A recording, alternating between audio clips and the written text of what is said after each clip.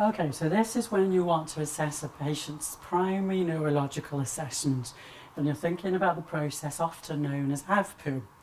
Now, the AVPU is a simple and effective method to assess consciousness. It's a mnemonic that we use for simple neurological assessments, with the A standing for alert, the V standing for voice, the P standing for pain, and U standing for unresponsive, but sometimes people call this unconscious. So A, potentially the patient will be awake. They are alert, they are orientated, but they might be slightly confused, a little disorientated. Their eyes might be opening, but they clearly respond to your voice. Hello, can you hear me?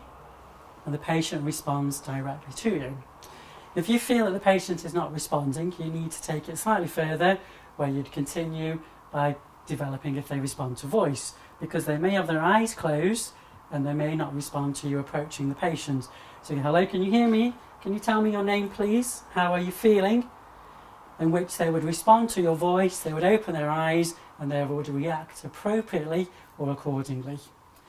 It may be that you need to take it slightly further because the patient is no longer responding to your voice and does not appear alert at all. So you might want to include some pain reception or stimulus in order to get the patient's choice.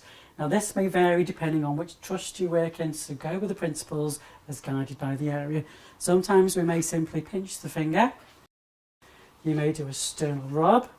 You may want to add pressure to the clavicle or to the eyebrow, but follow the principles as per in practice. At this stage, the patient should then respond and clearly have a motor response, whether trying to push you away or guide you away from where the pain stimulus is.